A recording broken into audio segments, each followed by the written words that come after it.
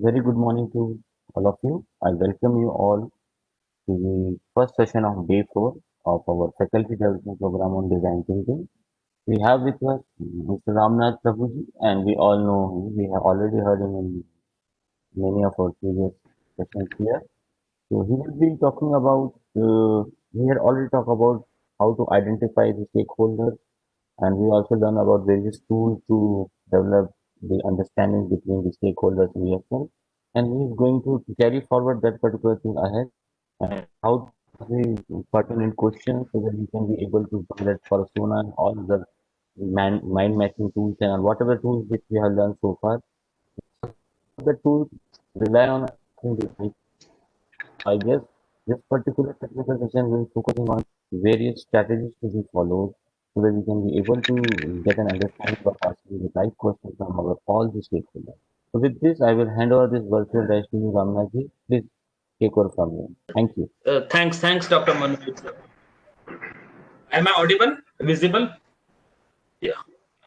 So, good morning, friends. Welcome to day 4. And like Dr. Manoj said, we have kind of undergone through multiple different design tools that help in different stages of the 5-step process of design thinking, as you know.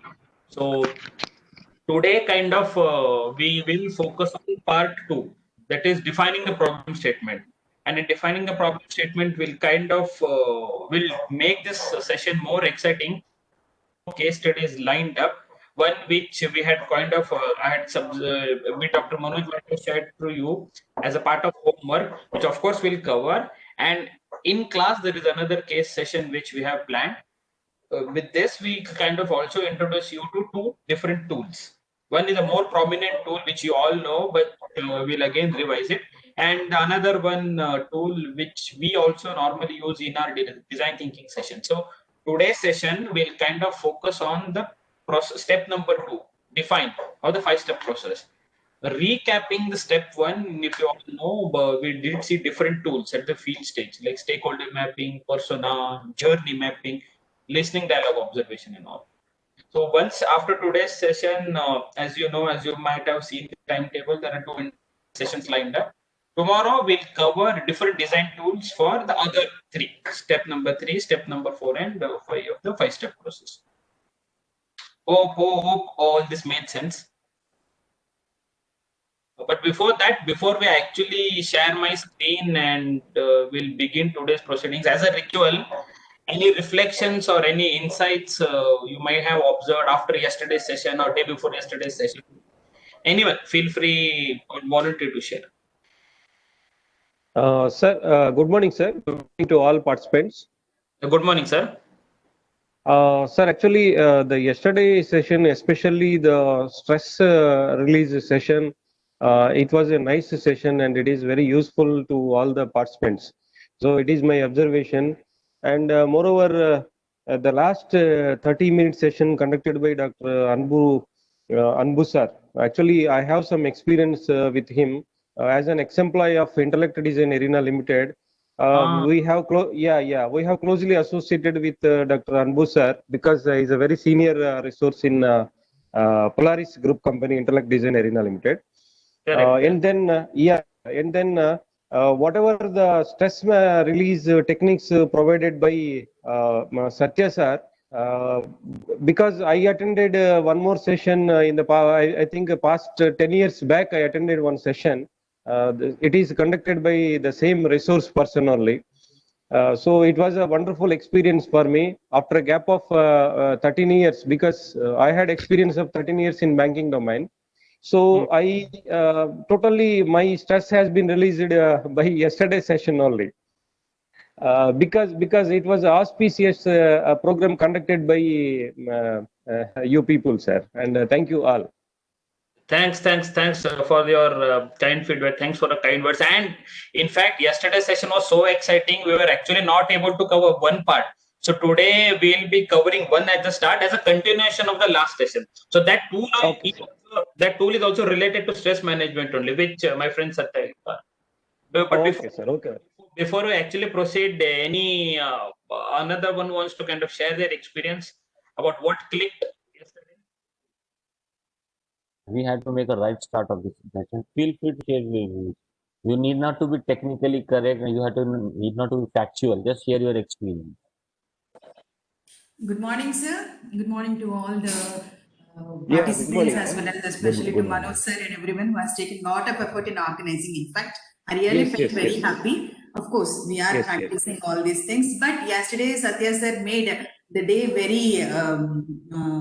very happy, joyous. I can say everything.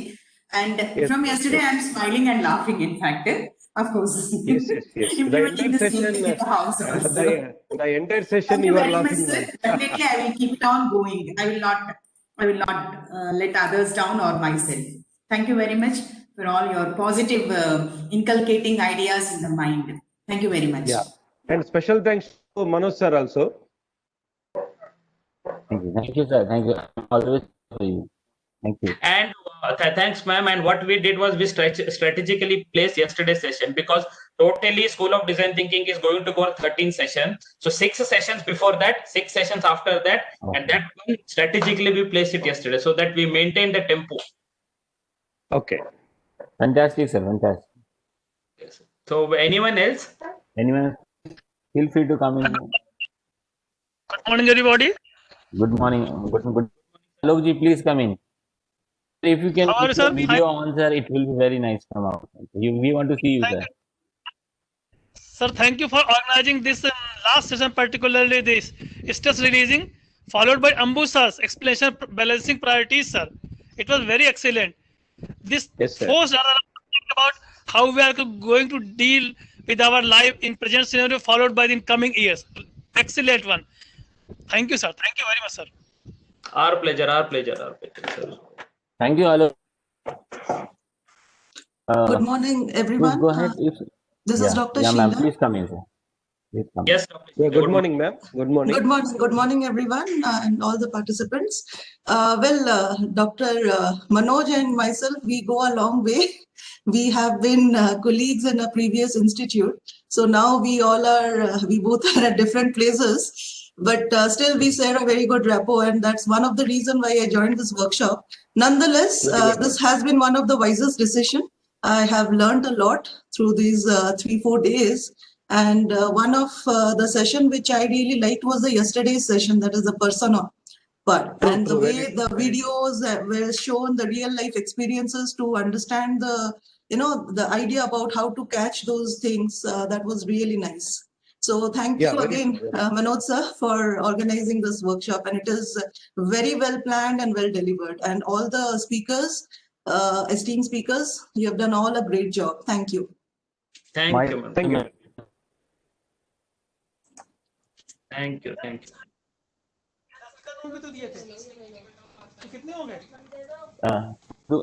Can we have one more person? Anyone feel free to come in here? Yeah, ma'am, please come. Good morning. Morning, everyone. Good morning, ma'am. Good, ma'am. Ma'am, your audio is slightly low. If you can come up louder with us so we can hear you properly. Just a second. Is this clear now, sir? Yeah. Yes, yes, clear, clear.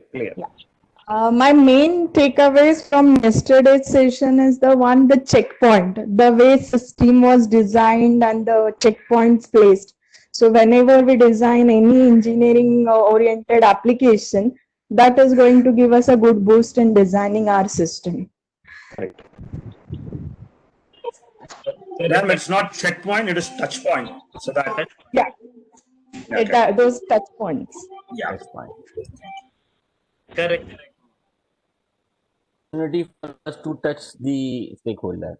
So we can touch them, so that we can get the feeling from them, and so that we can improve upon that. So that's why Correct. I'm saying you're absolutely right, ma'am. We are going to use the right words here. Maybe, sir, maybe in madam's context, I don't know, maybe she might have used the correct word checkpoint because, see, the introspection of every individual is essentially required in every aspect of life. Whether you are in a public place or whether you are working in any environment. So a checkpoint is also correct one, what I guess. Fantastic, Correct, sir. correct. Thank you. In fact, I'll take this opportunity to share an interesting experience. I mean, like we do faculty development works over different colleges. We also were covering journey map for a particular college, and the last session is planned next week only. So while we covered this journey map topic, we asked all the participants there, where do you think the first touch point of a college lies with the student? Some people told no, the moment they enter classroom. We told no, think again. Some people told the moment they enter the gate of a premise of a college. We told no, think again. Some people told no, the first mail, welcome mail, we send them to the college. We told you are near, correct? Then we told just think back. Then they told the time someone enters or hits the website, sees the website of a college, that's the first particular touch point. Because he kind of makes a first impression about the college, and only then he'll think, okay, should I apply this in the counseling process, or am my marks good enough, or even if a marks are good enough, is the college good or not? So website is the first touch point, and then of course different touch points that are going on. So when we think about journey map, it is better to kind of see things in a bigger perspective. Okay, sir. Okay. Accept. And as Anjali ma'am said, yeah, every touch point is important because that makes or breaks the experience. Sir, very true. Thanks. So Satya, shall we proceed? I'll share my screen then. Manoj?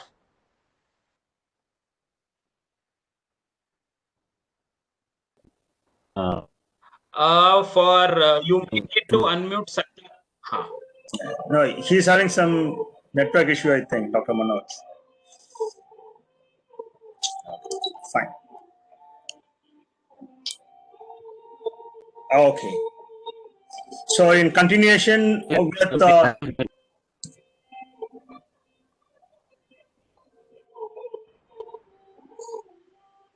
Yeah, Satya, you may proceed now. Okay, fine. No, sir. So Okay,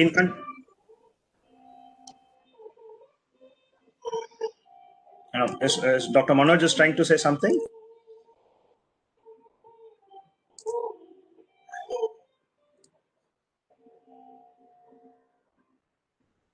Okay, can I proceed, Ramna? I hear some Indian classical music in someone's background. Oh, okay. One sec.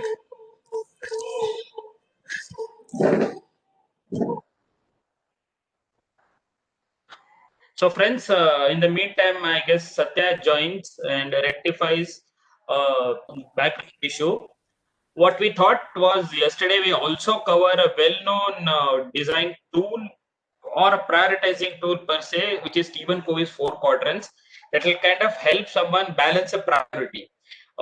This balancing priority, Stephen Covey's 4 quadrants, is also a tool that you can also try to link it to the stress management, because many a times we see ourselves prioritizing on something else. These 4 quadrants may help you to kind of park different activities based on a couple of parameters.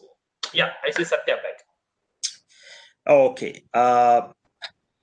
Okay. On any given day, you can categorize your activities or priorities into 4 quadrants, right? That's what Stephen Covey has defined it. Your activities or your priorities could be defined like whether it's an urgent activity or a not urgent activity, whether it's an important activity, not important activity. When you're aware about your activities that you do on a daily basis, you will be able to manage your time. As a result, you can manage your stress effectively. Yeah. Of course, a healthy dose of stress has to be there. That's where in English you have a term called eustress. And when the stress is too much, then it becomes a distress. Okay. So stress has to be there, but it has to be a healthy dose. Unless you remove the source of the stress, right, the stress will be retained. All those, the other peripheral activities of your life.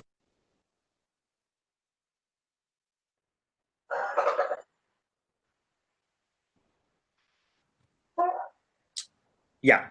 So the peripheral activities like your exercise, this laughter and all will be a temporary a solution, but unless you remove the original root cause, right? The root cause has to be removed, for which you have to analyze your patterns, how your time is being spent across on a given day. Okay, so now you're seeing the quadrant, right? Important, urgent. I want someone to jump in. Can you say what are the activities you can consider as an urgent and important activities? What do you think? You have to pick it from your daily life. Maybe, sir, office priorities, office work. Okay. Specifically, urgent and important, so that you will get the idea of it. Face the heart attack, and he is to be treated. That is the urgent. Okay, fine. Okay, you started in a different tone. Okay, so that has to be addressed immediately, right? A person has to be taken to hospital. So you can't delay that activity. It has to be attended. That's a good example. Anything else?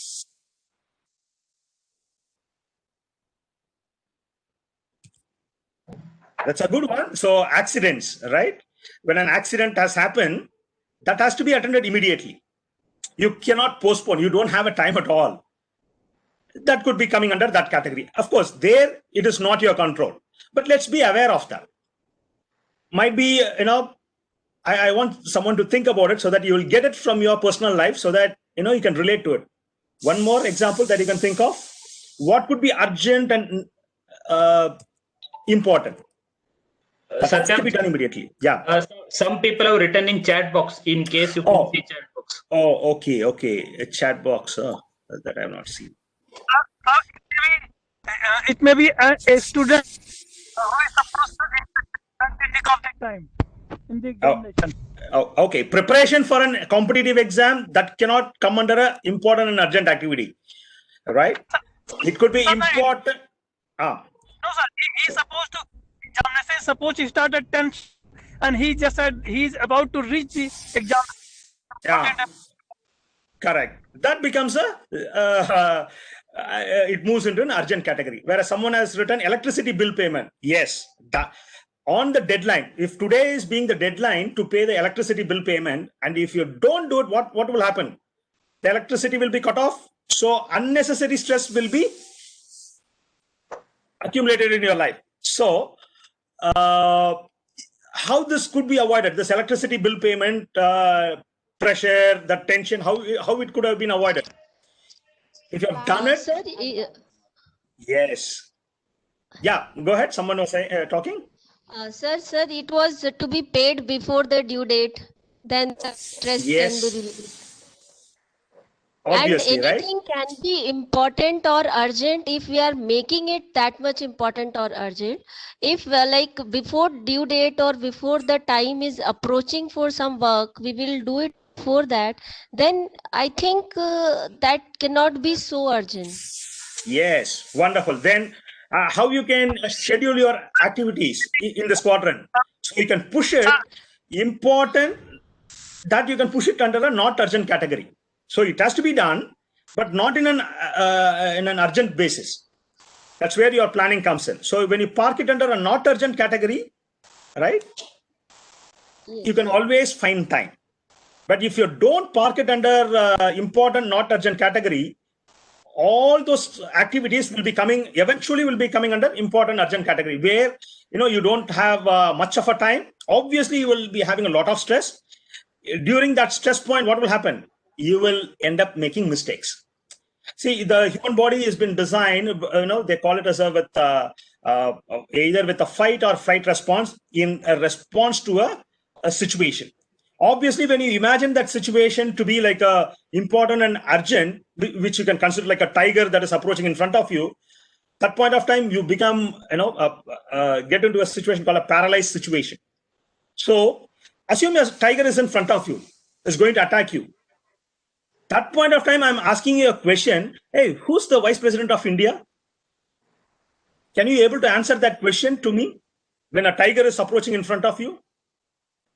You can't. Why? Because your memory can't work at that point of time, because you're seeing a tiger in front of you. Hope you're getting this analogy. The same thing happens right now. The tiger is coming in a form of this pressing activities. Right? If you don't do this, if you don't pay this electricity bill, the current will be cut off. But that point of time, you are having an urgent meeting in your office, in your college. You have to attend that meeting. Two things coming at one point of time, right? So your brain can't think much effectively. A lot of reaction takes place in your system. That's why you have to be aware of how you are spending your time or your priorities, right? At least you should have this categorization so that you can take a planned decision. That's where this quadrant becomes an important one. Okay. The quadrant 2, it comes of more of a planning where you can spend a lot of time on a relationship building. That's a space where, you can also recognize new opportunities because, it is very important. At the same time, it is not urgent right now, but you can always plan for it, right? This is the space where you can spend time on recreation. All those things you can, plan it under quadrant 2, which is important. At the same time, it is not urgent right now. What do you think about not important and urgent category? That is quadrant 3. What are the activities you can think of on this quadrant? Shopping. Sir, higher authority suddenly gives the order to do something. Okay.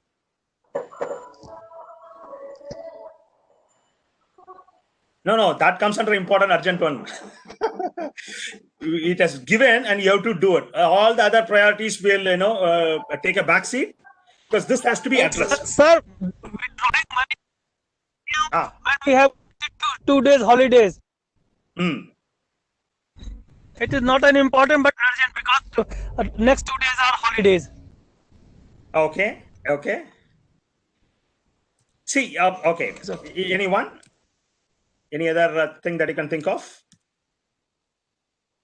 See, it is mostly, it comes like the routine set of activities, right? For example, you have to go to work, right? You have to go to office.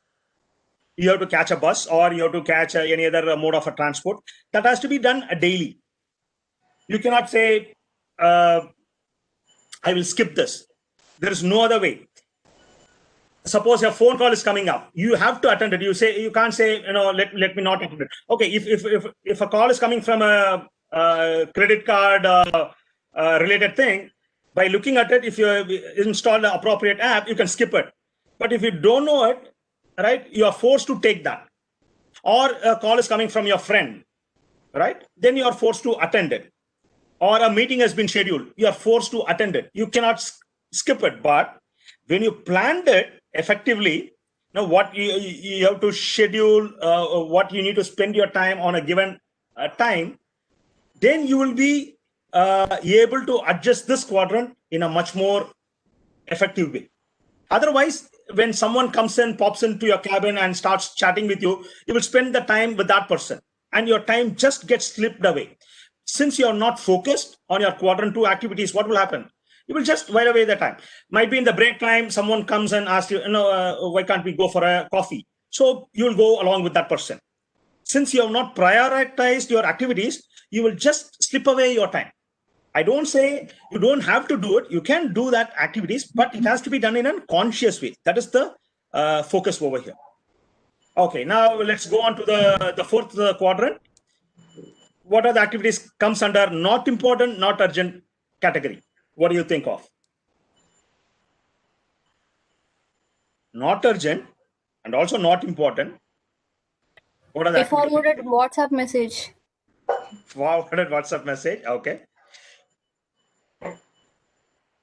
There are Going very for a movie, important sir.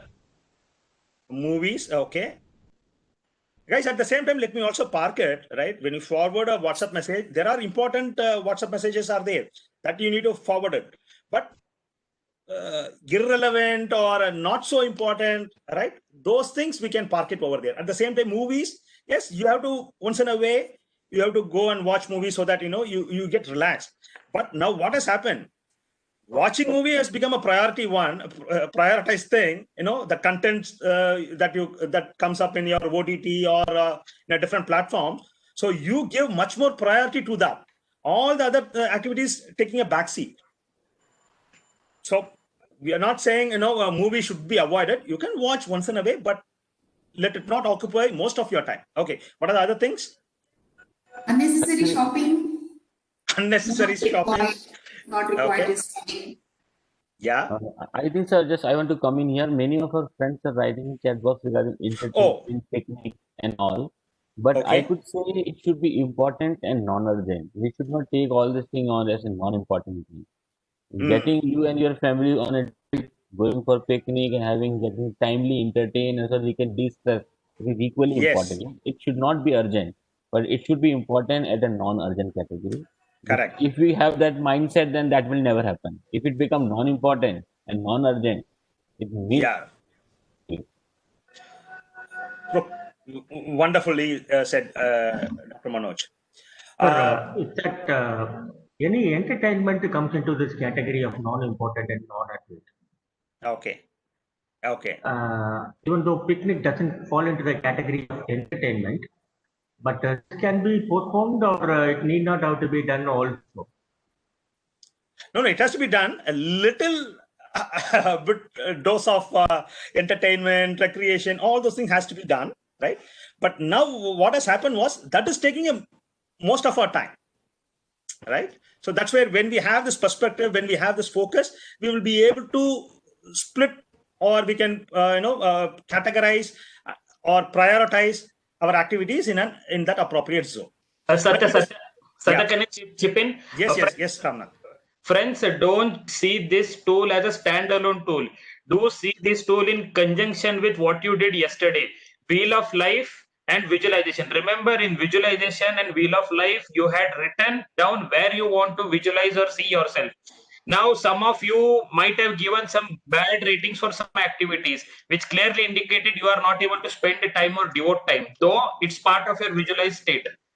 This tool should be seen in conjunction with that. Okay, I'm not giving devoted some time for those visualized things. Am I spending important time in not important, not urgent? So see these two things in conjunction. Yeah, Satya. Yeah, fantastic, good, Ramnath. fantastic, Ramnath. Good point. Very good. Yeah. So what will happen is when you do in conjunction with all these tools, right? You will be able to. The things are categorized by in the quadrant of not important and not urgent, sir. Something is we are not interested. Something is something not interested. Yeah. Okay. Some work are not interested for doing something that will be categorized this not important and not urgent, sir. Okay. Okay. Fine. So normally this procrastination and the pleasure activities, you can put it like that, right? It comes under this particular category. But when you have this, like Ramnath said, when you have your visualized dream state, and when you take this quadrants, right, and you see whether your activity is leading towards your visualized dream state, the moment you start mapping it up, right, then automatically all this jig will take place. Because that is your the dream state is not proposed by us. The dream state has been proposed by you. You want to go to that state. It is your dream. Then whether your life wheel, the wheel of life, or the balancing priorities is moving in that particular direction, it gives you an indication. That's why Anbu would have suggested it has to be done once in a week, so that you can course correct it. You will have a complete grip on how you are moving towards that particular journey of yours. Yeah. The next slide will give you the complete snapshot or the summary of this balancing priorities. Ramnath, move on to the next one. Yeah, it is coming. Okay. Okay. So that you can see, you don't have much of a control on an urgent and important activities if you have not planned on important, not urgent category. Which means what? You have to spend most of your time on important and not urgent category on that particular block, which is a quadrant 2. If you don't pay attention to the quadrant 2, eventually it will come into a quadrant 1. That point of time, right, you don't have a control, and there are certain activities where you won't play a part, but the external events make you to get into that situation. that we have to face it in our life. But the more we spend on time on the quadrant 2, you will control your, you will be having the steering control of your life. Yeah. Next slide, Ramnath.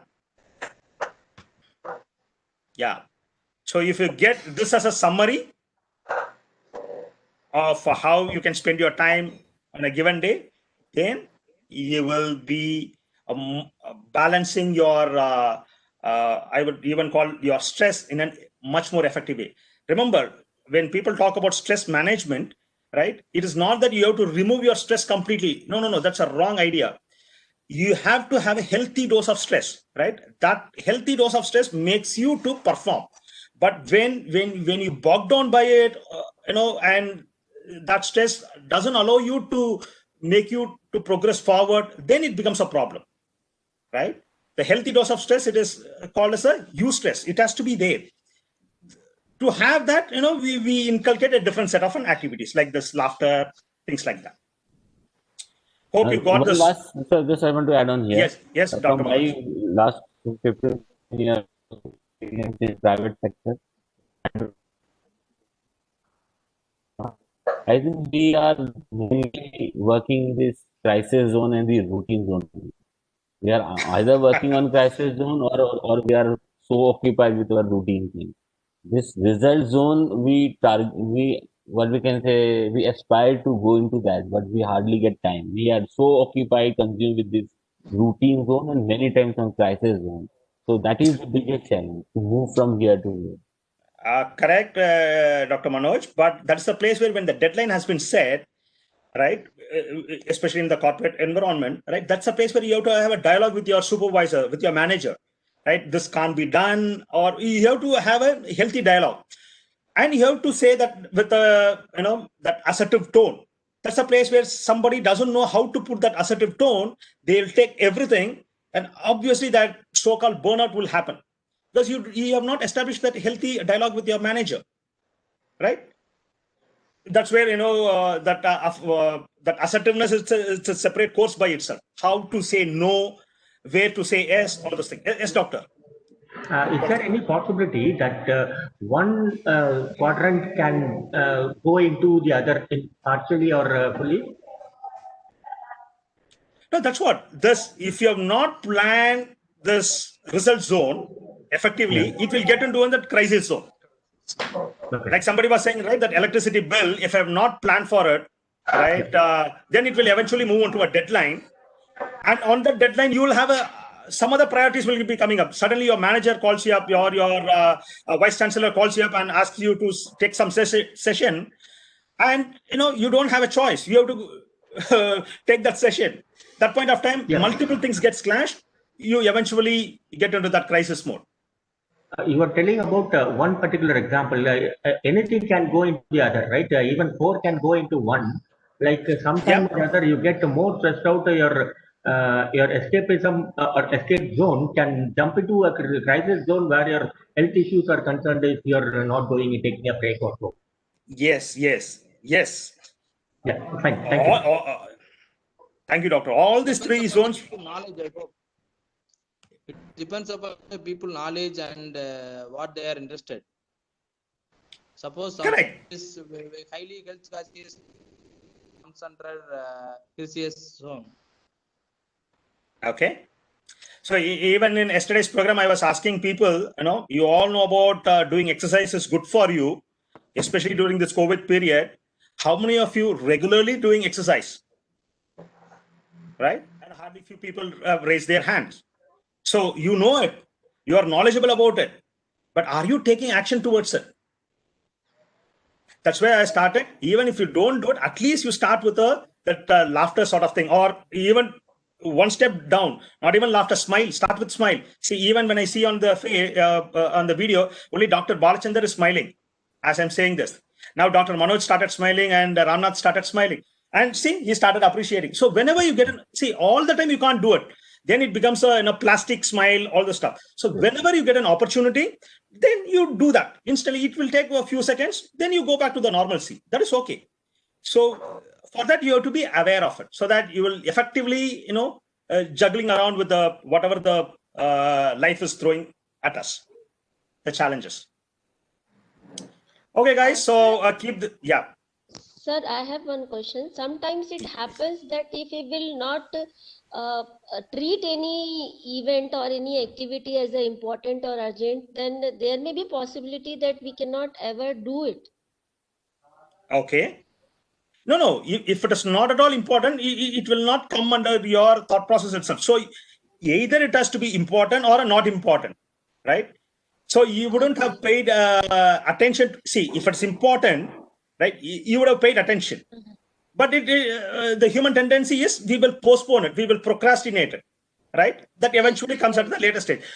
But if you consider it as a not important, right? See, especially the teenagers, they will always go into this social media. You give them a phone, right? They will just get buried into it. The time goes like this. And some of them are interested in playing games. You think a game is just an activity. Remember, it is a multi-billion-dollar industry. Multi-billion. And people using their intelligence, how to make people to get addicted to it. So for you, it looks like a game, but it's an industry by itself. So people are using this psychological tactics over there. But it is our responsibility, or it is our duty to, categorize our time, because we have got our own dreams, our goals to be achieved upon. Then we will be able to juggle it around. Sir, to add up, I have another doubt as such. Let's take in a situation, is there any possibility someone can intervene into these priorities and literally push one into the other? Yes, that is the concept of a coach. A coach will be coming in, his role itself to push you to the, obviously he will push you to the quadrant called result zone. You might tend to forget, but the coach will always ensure that you go to the corner, you will say, no, I'm stressed out. But what he will be doing is he will create an opportunities, he will create that sort of an ambience where you will be able to perform. In India, this concept of coaching is totally new, whereas in US, you take any top CEOs, they will be having coaches. That's where you are able to see the performance. They are breaking the glass ceiling and going above. So if you consider having a coach, nothing like it, right? Because he will always take your pros and cons. Accordingly, he will play the game. Yeah. Thank you, doctor. You brought in a very valid point. Okay. So Satya, probably I'll end this topic and move on to the next topic, but with an example related to this, so that our participants or friends may also understand. So we did a 2-credit course last year for a reputed B school, and like Satya also said, right, sometime back, teenagers normally face this not urgent. They spend a lot of activities. So we did this exercise simultaneously. In one session, which we planned to do it yesterday, but because of time constraint, we didn't. So we told them to do visualization, and then we told them to do Wheel of Life, which you did. And then we took a break and we told them, okay, classify your activities into this. And then a couple of students came and told that I see I'm spending a lot of time on not urgent, not important. We asked why.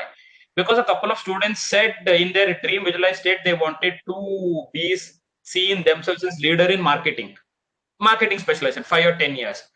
But they are not able to spend, or they are not that much time on marketing subjects or marketing topics.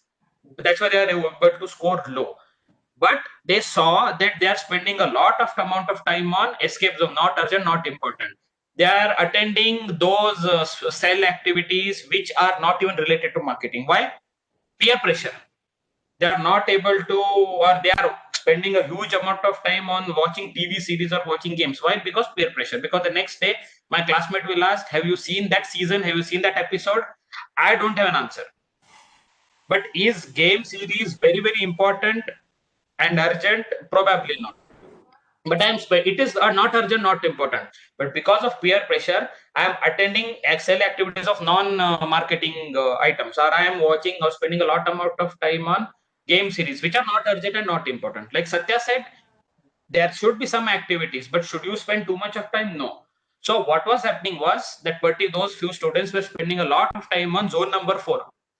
because of spending a lot of time on zone number 4, important but not urgent, like examinations. They're not able to devote enough time. So since they were not able to devote time for zone number 2 and they are spending a lot of time on zone number 4, marketing exams shifted to zone number 1, just at the deadline. And since at the deadline, students pass. No doubt they pass. But students don't get the rank or the mark they expect. And since they don't get the mark and they expect, this automatically gets reflected into the results. And unnecessarily, if things go on result, they'll come on mark sheet. This will hamper their placement. And also, they found a correlation to all of this. So wonderful, Raman. Yeah. So people unnecessarily, because of peer pressure or unnecessarily because everyone is doing, I am also doing, or I don't have an answer to do if they ask me, so they end up spending a lot of time on zone number 4. So this is where a tool helps, so that you can devote your time equally to or to zone number 1 and 2. Fantastic, Ramnaji. Fantastic. Thanks. So yeah, Satya, I'll move ahead. Yeah, go ahead. So friends, today's session is about defining the problem statement. And if we were to recollect, my colleague Dr. Ram a couple of days back spoke about the 5-step process, and stage 1 being the field stage or the stage to empathize, where we saw different design thinking tools or concepts like listening, dialogue, observation, or who are all the stakeholders involved, journey mapping, what are the emotional highs and lows, what are the touch point, and persona. So these 4-5 tools, concepts are related to the field stage, where we actually get to know who are all the stakeholders and what do they feel, what are their emotional states. Now step 2 is about defining the problem statement. So once we have arrived, or once we get to know the as is situation, the next stage is to define the problem. And it is very important to define the correctly. For example, this is an incubator challenge. It happened actually in a particular country, but totally different. So in next couple of minutes, go through this slide, and these are 2 questions for you. What do you think was a problem in this case, and what solution would you suggest? So don't share it in the chat box. Don't speak, or don't share your solution. Just make a note of it somewhere, and then we'll discuss. So the challenge, details of the challenge content are covered in this slide.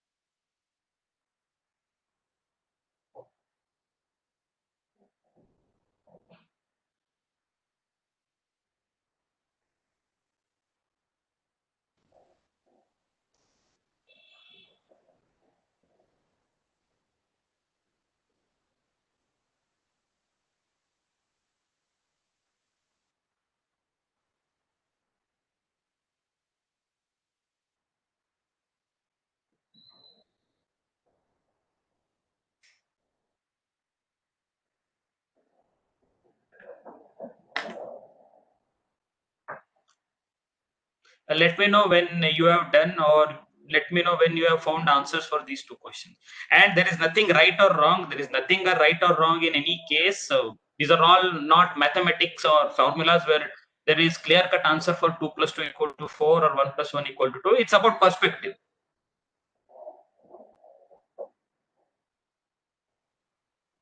So let me know when you have noted down the answers for these two questions. As a group, we'll discuss and move ahead. Sir, here it's mentioned that they are not able to travel to the place, like to the towns or the cities. So it would be better if they can have a medical camp over there where the incubators are in the ambulance itself, where the electricity has already been there. So that way they can put the baby and shift to the hospital where the electricity or the incubator. Okay, so you're suggesting take the incubator to the place where the parents are. Yes, sir. Okay. Hello. Sir, can we go for the sustainable energy development approach, like where we can go for the solar panels and the incubators will be designed based on the solar panels? Okay, fair point. Fair point. Yes. Sir, according to me, the staff members, those they are there in the hospital, they are not ready to accept this new technology, not ready to learn how to handle incubators and all, because they have many incubators lying there. So if we could train those faculty members, we could give them a confidence that they can handle these incubators very well. So all the incubators will be in use properly. Okay, fair point. Fair point. Though we have not mentioned about the staff, but yeah, could be there also could be a problem. Yes, we'll take a couple of more viewpoints. Good morning, sir. Good morning, sir. Yes.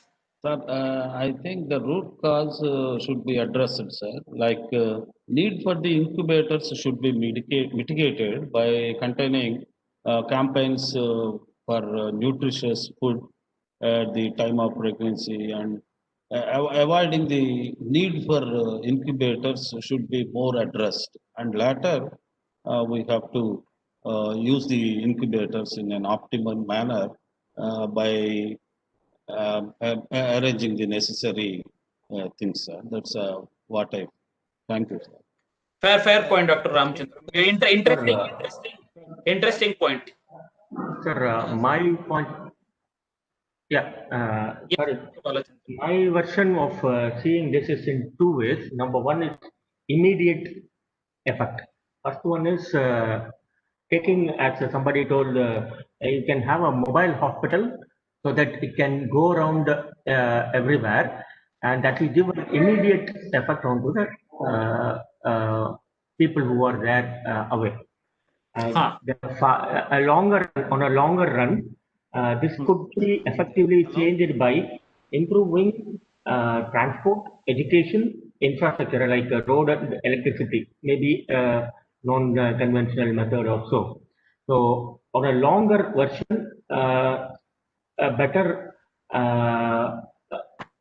solution to this problem will be effective only by improvising on educating people and improving the infrastructure. So this will give a particular solution, a permanent solution as such for a longer run. Fair point. Fair point. Thanks, Dr. Balachandra. You have given one long-term, one short-term. Sir, here I want to insist for that the incubator should be designed backup power.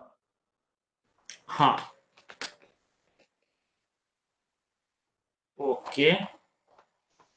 Because of they have a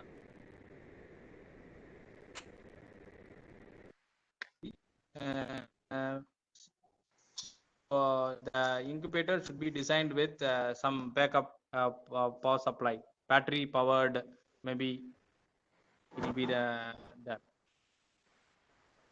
Fair point. Fair point. So, folks, considering lack of liberty of time, and we'll have to cover a couple of more tools and examples and move on. So, we had around 6 or 7 viewpoints in this. Most of them, the Sir, solution. shall I say Yes, something? yes, ma'am. Yes. I see it as a serious lack of awareness, and we have somebody who has actually gone through this kind of a problem, and she has been a teacher, government-sponsored teacher for rural areas.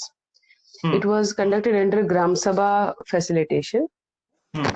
She explained the same issue, that women who were pregnant, at the end moment, they could not reach hospital in time, and they could not take care of themselves, or the hospital staff was not so well connected with each other, and the coordination facilities were not there. So they worked on the coordination teams. The coordination teams were required from outside, so that there could be teams which could spread awareness about the problem. They could create touch points wherein an immediate information centers wherein people could come and tell their problems. It should be within their vicinity, and they should be enabled with the technology so that they can technology in transport, so that they can quickly reach the hospital and maintain these facilities. And yes, I agree that mobile, as far as the mobile hospital is concerned, this was also the thing that was employed. And it is an example of a village nearby Pune district. Correct. Thank you. Thanks, ma'am, from bringing that real example that will help us to relate better, along with the suggestions that we gave. And the beautiful thing was, it was all done by the government school teachers. Great, fantastic, ma'am. Now, coming to the actual solution, this happened in a neighboring country, Nepal, where the challenges that we saw, more or less, those were the challenges. Now, we as a team tried to create a fictitious case out of this. And many of you spoke about the solution. All of the solutions, most of the solutions revolved in and around the incubator. Backup power for the incubator, or taking the incubator to the village, or one of you kind of spoke about or went near to the answer, sustainability. But again, at the end of the solution, again at the end of one of them, friend, they spoke again sustainability, linking it to the incubator. So the team of design thinking experts thought that if the real problem is electricity, low literacy rate, no reliable source of replacement part, is a need to incubator. Whether though an incubator is necessarily needed, forget mobile incubator or taking the incubator to the villages, whether incubator is really needed. No, right? The main problem for them was lack of heat, or lack of a gadget that could give heat to the kids. So instead, found out, or what they designed was the simple bag or a knapsack kind of thing, where farmers or tea plantation workers, which is a big industry in Nepal, where they could just put a hot water, there is a pouch there inside, keep the baby there, and carry that knapsack for a couple of hours, go to work early in the morning, come back around morning time, keep the baby out, again put hot water, next session of work, again take it back. So what normally happens is, we kind of simply assume the problem statement that we are being given. The problem statement given was develop a low-cost incubator, which the design thinking experts didn't accept prima facie. They told, okay, this is a problem statement that we have been given. Let's keep it aside. Let's actually go and see what's happening in villages. Then they found out that hospital already had many incubators, but being not used. Most of the incubators were empty. Why were they empty? Because parents were not able to reach to the city locations where the incubators were. Because transport issue, awareness was not there, no reliable source of electricity. So if that be the problem, the ultimate cause was lack of a gadget, or lack of a heat device, not lack of an incubator. So why again work on incubator, or develop a low-cost incubator, and again put in that in the same hospitals? Because if you do that, again the problem would have persisted. Again the infants would have died. So this fictitious case study, which our team prepared from a real incident, is nothing but kind of insight for you. Never accept a problem statement that's been given. Very, very important to refine and redefine the problem, just like what the team of design thinking experts that we did. And this is a stick that we normally use in all our design thinking exercises. When we asked what the problem is, which was also asked in the case, most of you were a little bit verbose. Can we try to be as crisp as possible? For example, the problem statement in this case was lack of a heating gadget device, or lack of heat was the main problem statement. Because the more refined, more focused we can become, the better is the ability to generate a solution. Or it also is a validation that we have worked on the problem statement. We also do this exercise in the team. What according to us the root cause of the problem? What according to the problem? Our teams go on they think that okay, we have an essay, so they write this is problem. We ask them to shorten it. We ask them to write it in a crisp format, so crisp that it can even be written on an ice cream stick. Then they work, discuss, and arrive. Okay, lack of communication between team members, that's the problem. Or lack of a transparent process, that's the problem. Or lack of knowledge transfer from person A to person B during replacement, that's the problem. So similarly, in this case, lack of heating gadget or lack of a heating device for the kids, that was a problem. So this is a very, very important stage during the problem definition. That is a defined stage of a problem where we actually arrive at a problem and don't accept a particular problem as prima facie, okay, that's the problem. Because what will happen is you'll end up as a team developing a solution for a problem which is a surface level problem, or a problem which might not have even existed. And all our efforts, all our bandwidth, all our money, energy goes for a toss because it remains there. But we end up developing solution for something else. Yesterday, we gave you, I'm sure Dr. Manoj might have shared through a mail, also as on WhatsApp group that was created, this case study, Florisha case study. How many of you have gone through this case study or read this case?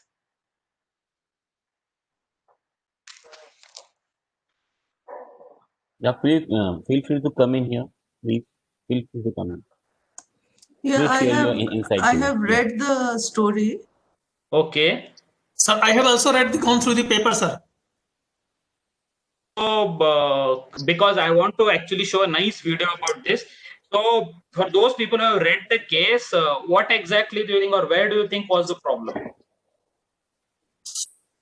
I think Ramraj, you should ask very specific.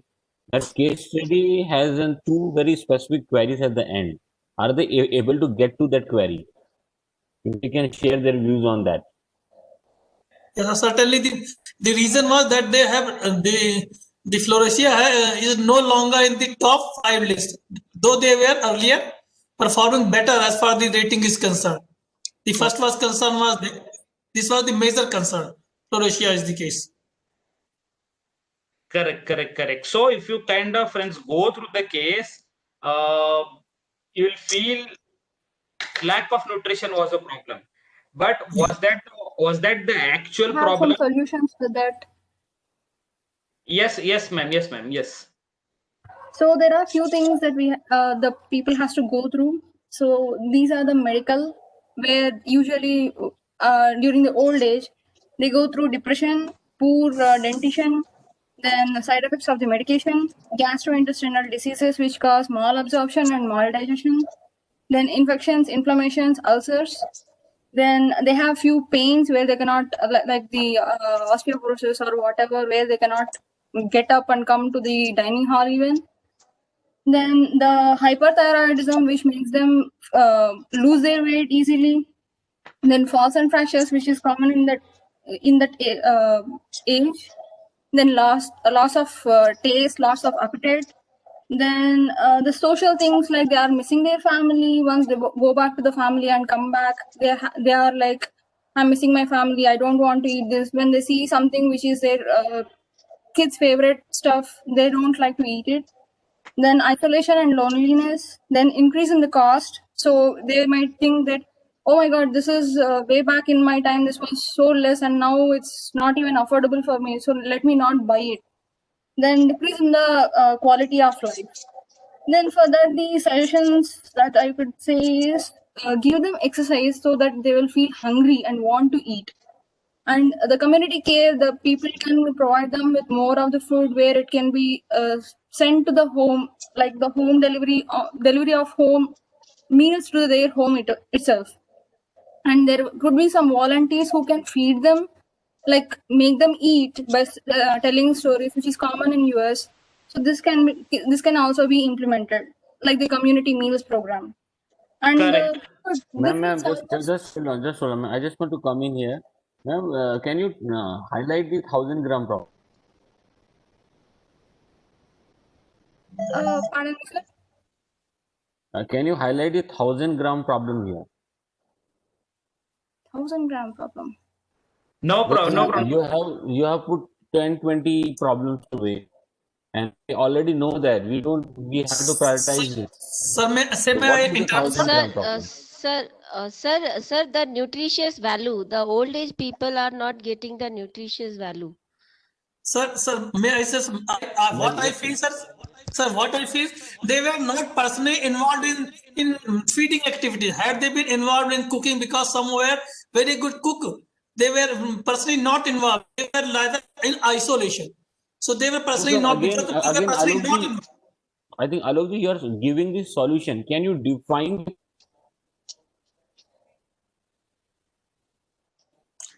I think it is lack of empathy. They need more of, the feel factor is missing.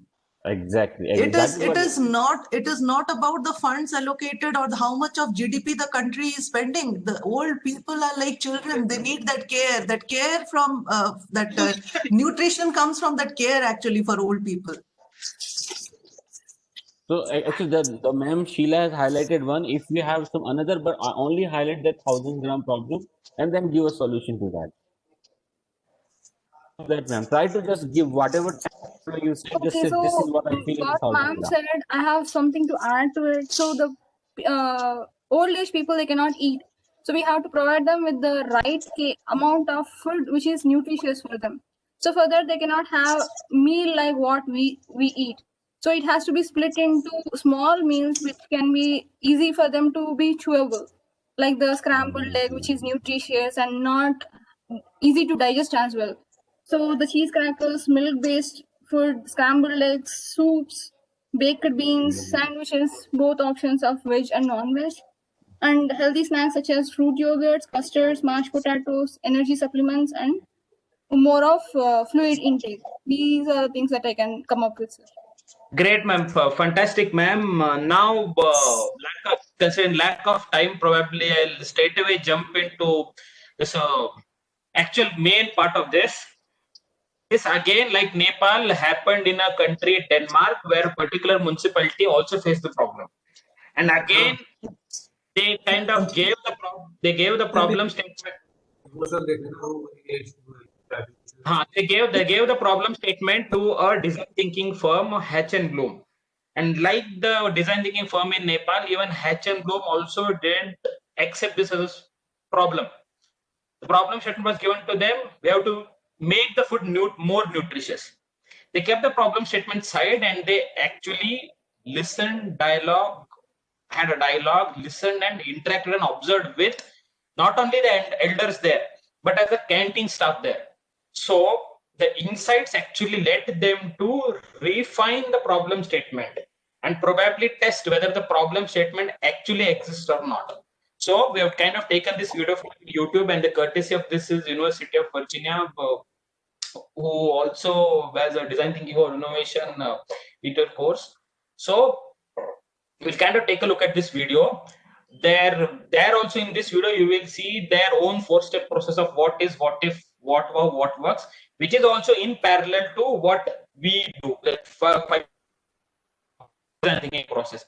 Also, you will see different tools in this video. Some of the tools contextually we also have taught and as well will be teaching. So this is a 15-minute video which I'll play now. Dr. Manoj can let me know if the audio and the video is clear.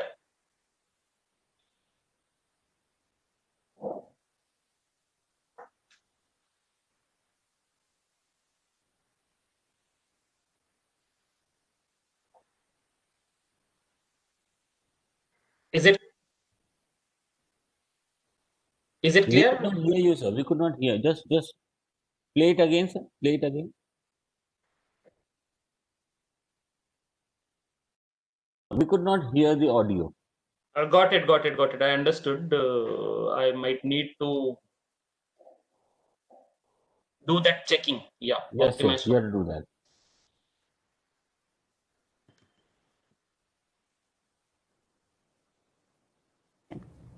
As we go through that story, Please go ahead. I will note different tools that are being. Then at the end, I'll tell you about some additional available so that you can learn more about them.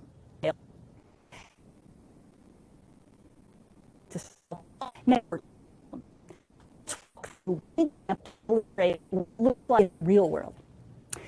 So we're going to travel to Denmark, a country long recognized for its distinctive attention to design. The Danes, like citizens in most developed countries, recognize that the aging of their population presents many challenges. One of these is serving the more than 125,000 senior citizens who rely on government-sponsored meals. Danish municipalities deliver subsidized meals to people who suffer from a reduced ability to function, whether that is due to illness, age, or other conditions.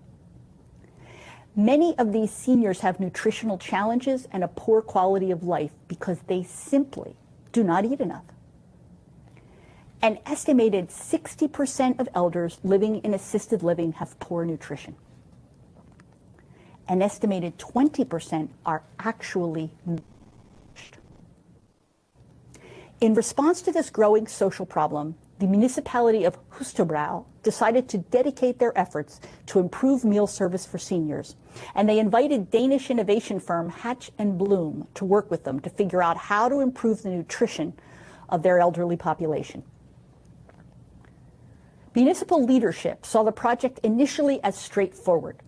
In order to get seniors to eat more, the current menu just needed improving, and they wanted Hatch and Bloom to ask elderly clients about their menu preferences.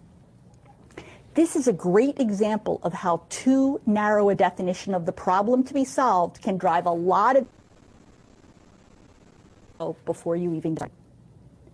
The opportunity turned out to be much greater. And what Hatch and Bloom ultimately produced was much more than just a new menu.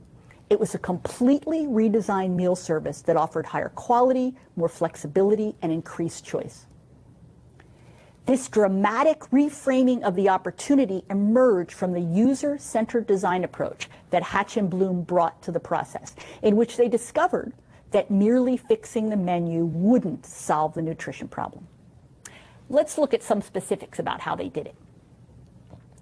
They began by exploring what is, digging deep into seniors' behaviors, needs, and wishes, using observation and interviewing to identify their elderly clients' living situation and try and get at their unarticulated needs. The approach they chose to use was ethnographic. The specific tool they used was journey mapping. The journey mapping tool follows a customer or stakeholder as they receive a product or service or go through a process. It pays attention to what designers call the job to be done. In some ways, journey mapping is not that different than the kind of flow charts or supply chains we might use in business. Differences. Journey mapping recognizes that most of us are trying to do jobs that are both functional and emotional. A lot of the unarticulated needs turn out to be on the emotional side, making this tool very valuable for uncovering hidden opportunities to create better value for people. Hatch and Bloom used journey mapping to trace the experience of the elderly from beginning to end. They rode with food service employees who delivered the meal. They accompanied them into the homes. They watched as clients prepared the food, added ingredients, set the table, and then finally ate the meal. They also interviewed the supervisor of the food preparation process in her workplace. And what they saw in the kitchen surprised them. Working in a public service kitchen was a low-status job in Denmark, and kitchen employees seemed demoralized and unmotivated. It was not going to be enough to focus on the needs of the elderly, team members realized. They would need to address the problems of the employees producing the meals as well. And so the team decided it was important to broaden the scope of the project beyond just improving the menu. And they helped the municipal officials understand why this was necessary. From this dual focus on preparing the meals and on the seniors receiving them, a set of interesting insights began to emerge. They discovered that both the seniors and the kitchen workers had important emotional needs that were not being met. They were both experiencing feelings of disconnection and alienation. The social stigma of even having to receive such assistance weighed heavily on the clients. They were embarrassed. Help for cleaning was considered acceptable in Danish culture, but help for more personal.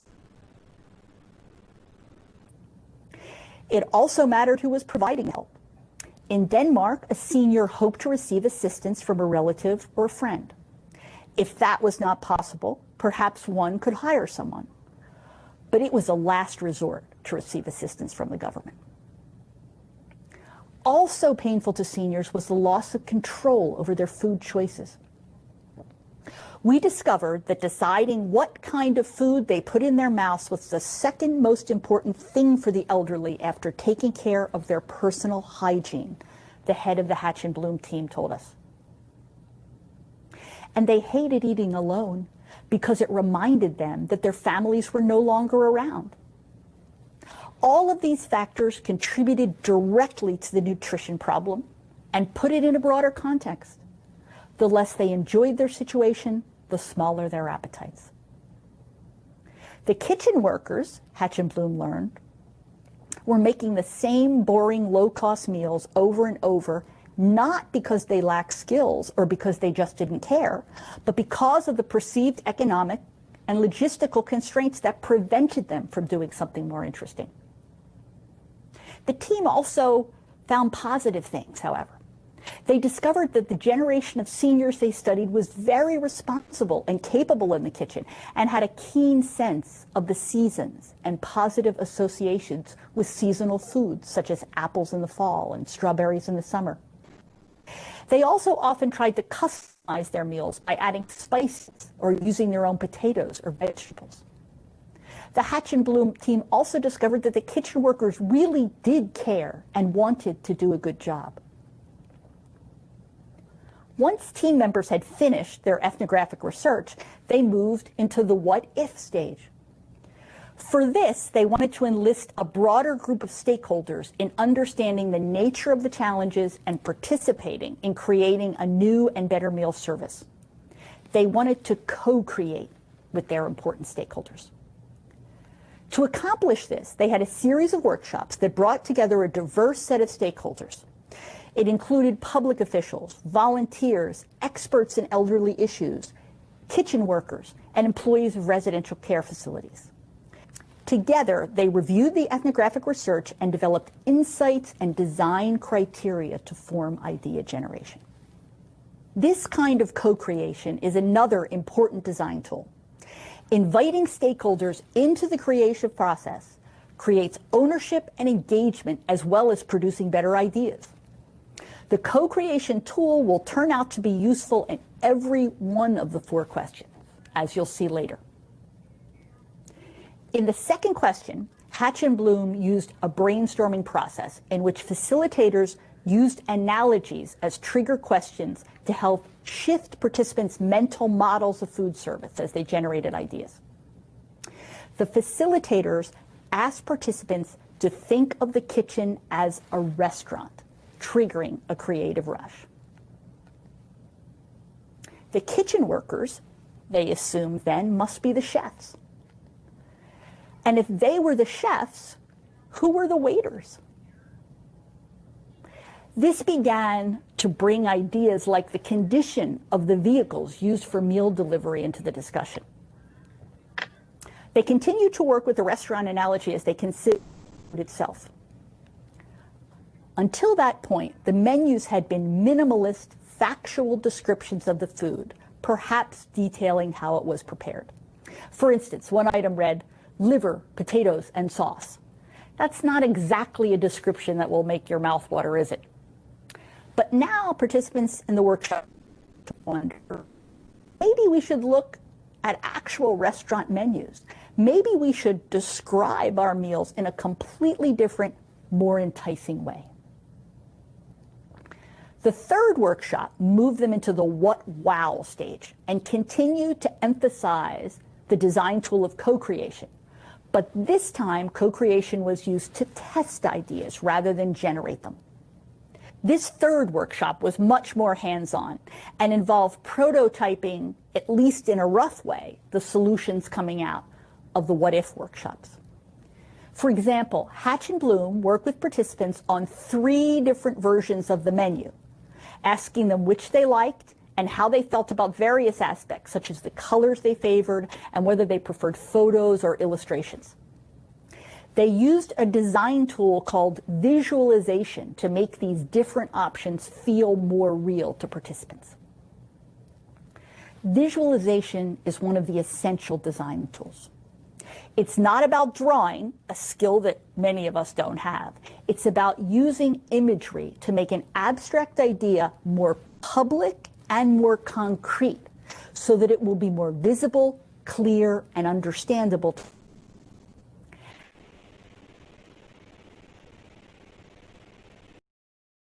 Back different options. They showed them different options. They didn't work. Testing prototypes with different combinations and ways of presenting the food with actual customers. The learning from this initial set of experiments resulted in a second project with some quick packaging design changes that allowed for more modular meals where components were separated instead of being mixed together. The process also yielded new uniforms for employees and a new name, The Good Kitchen, that reflected everybody's aspirations. It also included new communication channels, using newsletters and comment cards to keep clients and the kitchen staff in close touch with each other. And so, a process that began with a simple mandate, fix the menu, evolved into something much more significant as it moved through the 4 questions, using design tools like journey mapping, co-creation, prototyping, and experimentation. That process yielded a host of dramatic changes, a new menu, new uniforms for staff, new feedback mechanisms, but equally important, it made everyone involved cognizant of the real people they were serving or being served by. Today, Hustebrouws seniors know who is shaping their meatballs and preparing the gravy in the kitchen. And this relationship between the kitchen staff and the customers, which is now both personal and professional, has increased greatly the satisfaction of both. The results speak for themselves. Reorganizing the menu and improving the descriptions of the meals drove a 500% increase in meal orders in the first week alone. But the results were much more about the number of meals served. One of the most important elements of the transformation was the shift in employees' perception of themselves and their work. The kitchen workers are now much more satisfied and motivated. As a result, customers are happier with their food. If you have professional pride, you'll also cook good food. Anne-Marie Nielsen, the director of the Good Kitchen, told us. Good food has to come from the heart.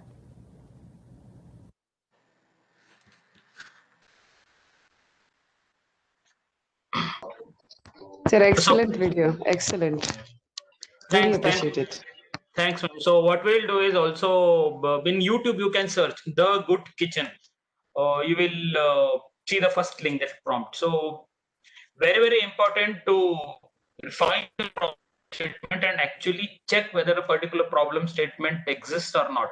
Because had the Hatch and Bloom organization merely accepted the problem statement, redefining the menu, they may have just redefined the menu, but they might have completely ignored an important stakeholder, that is the kitchen staff here.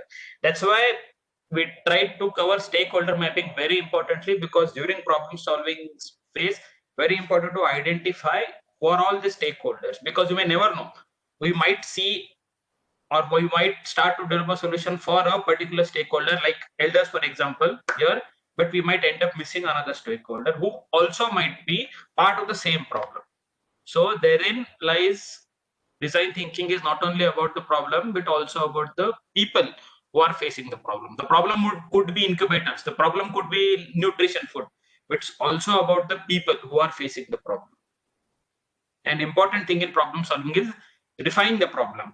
One important tool which we definitely find helpful, and I'll try to be as crisp and precise as possible because we have around 10-15 minutes only left, is 5 whys. That's also called the root cause analysis. Now, most of you may have in some other way either applied this tool or got exposed to this tool or had a knowledge of this tool. It's developed by Toyota Production System, precisely by gentleman Taichi Ono. So 5 whys help to identify whether a particular problem is just a symptom or we can actually go into the root cause of the problem. Many times we just fall for the first impression of the problem that we see, or the prima facie of the problem we see. Those are actually the symptoms. Whether the problem actually exists, can we go to the root cause? 5 whys can help in some way. So the goal in 5 whys is to identify the objective truth that chronic problems are caused by bad processes. Chronic means something that has been going on. It's repetitive.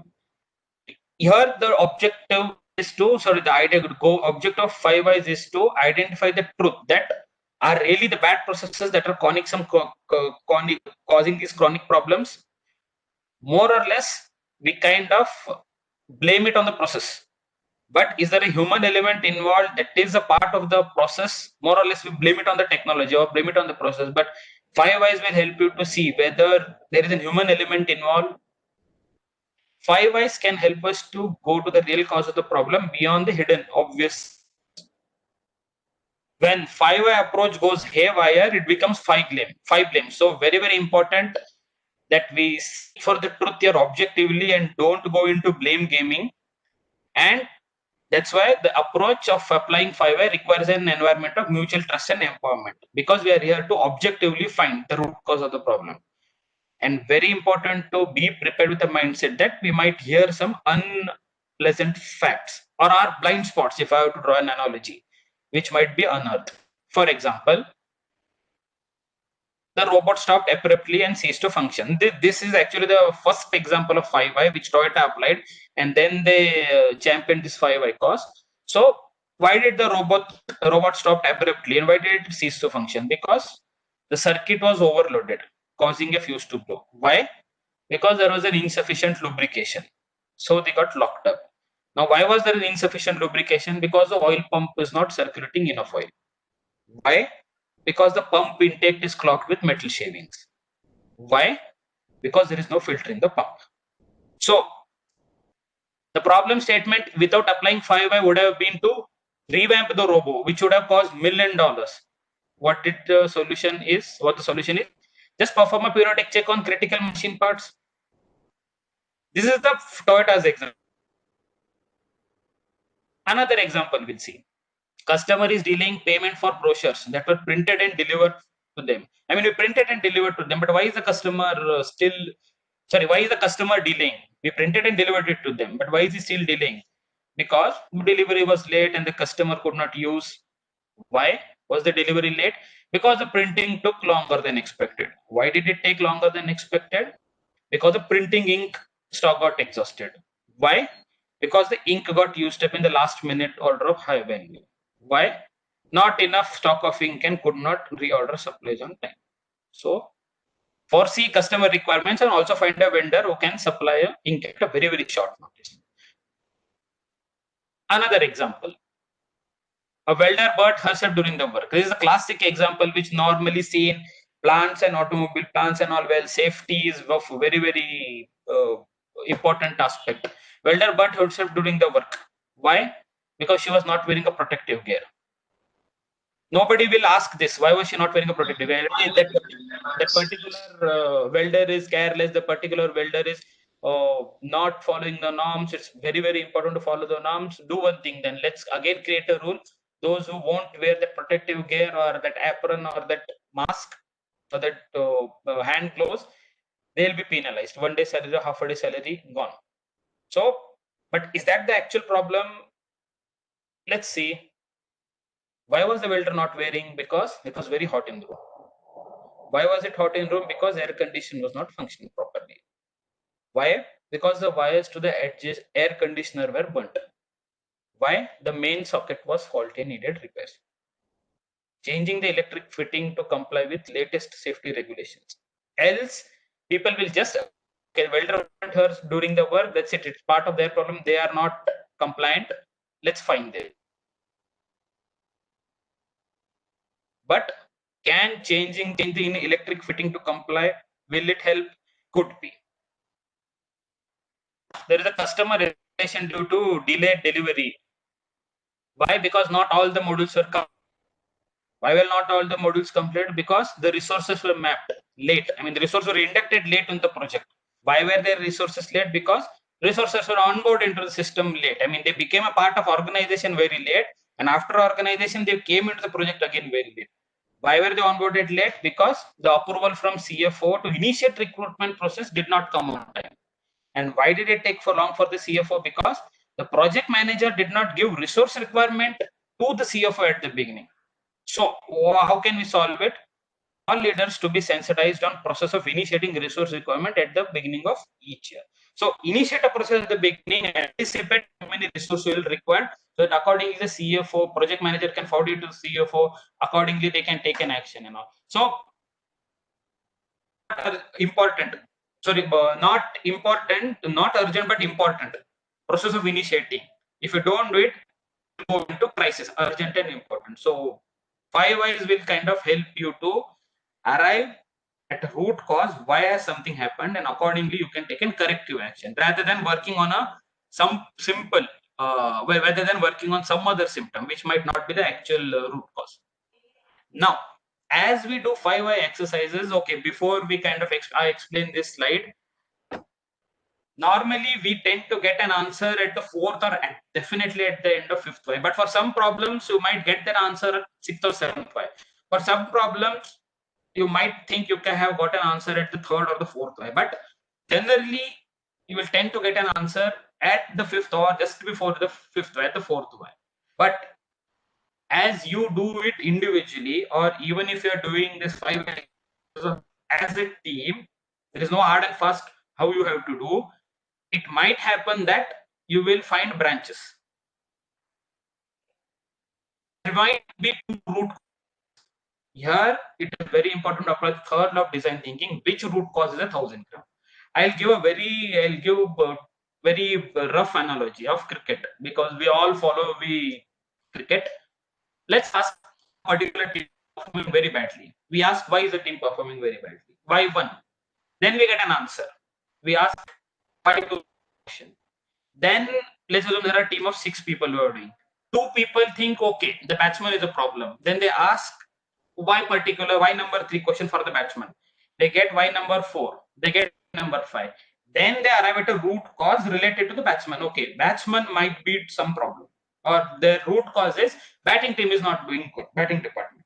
But at the end of 2nd why, some other 3 or 4 people in the group might think, okay, bowlers also might be a problem. Why?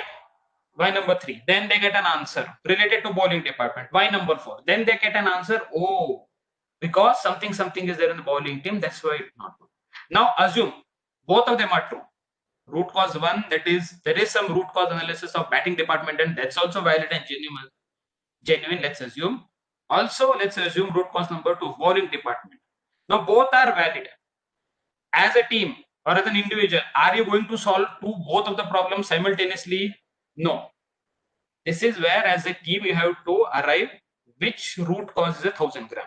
So that ultimately at the end of the day, you will have one problem statement and ultimately have one chain. Take an example of academics. Why a particular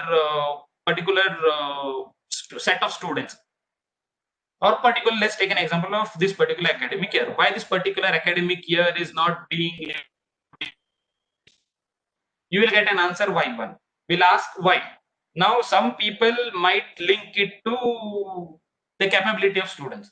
So Y3, Y4, Y5, they'll end up identifying the root cause as related to capability of students, which might also be genuine. But some people might link it to the curriculum itself. So Y3, Y4. So they end up having a root cause of about curriculum. So we have two both valid causes, one about the capability of students and one about the capability of curriculum. Are you trying to solve both simultaneously? Not advisable at one time. While applying design thinking, find out which is a 1,000-ground problem, whether the students one or the curriculum one. So at the end of this 5 why exercise, advisable to have one chain only. So 5 whys will help you to arrive at a root cause of a problem, and rather than just working on a symptom. Now this actually is the end of a defined stage where you apply 5 whys, you make the problem as a crisp, write it on an ice cream stick. So the next phase of design thinking is divergence. What are the different ways to solve the problem? Yes. So with this, I'll be happy to take questions, but as an exercise, okay, there is no time to do an in-class activities, are almost 11. So as an activity, whenever you have fine time, just apply 5 whys as a team or as an individual. Why do elders find it difficult to adopt to technology? You will get an answer. Ask why, till you think, okay, you have found out at a good cause, or you have found out at a root cause. Why people don't wear masks all the time?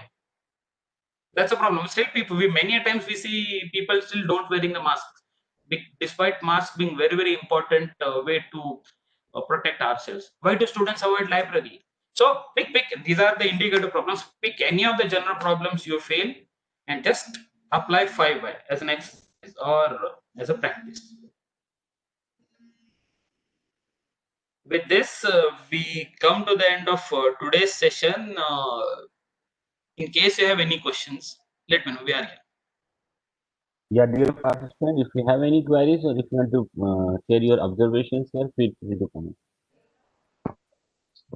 I will say that this was really an enlightening session, because normally we do ask questions, but the framework has helped us to organize things in our mind.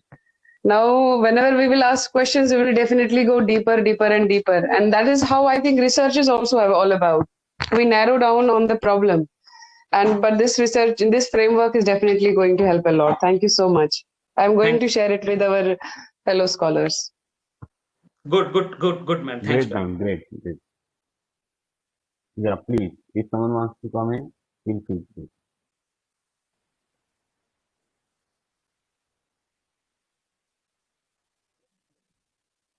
We have to start the next session just after half an hour. Maybe only 27 minutes left. Yeah. Anyone wish to give any comment on that? Anybody? I just want to say, Ramnath, it was quite exhaustive. Though I had already gone through this case study and all, still after going through it after 2-3 years, it actually gives me a new insight to it. And it was we can say a full-fledged learning session for all of us. And now it's up to us to how we can make this into our practice. Thank you so much for that. I think then we'll meeting at 11:30 and our expert will join. I'm sure you are going to share the link with them. Yes, already shared with them. Yes. Who will be going to share his brief bio with all of us? You will be doing that? Okay.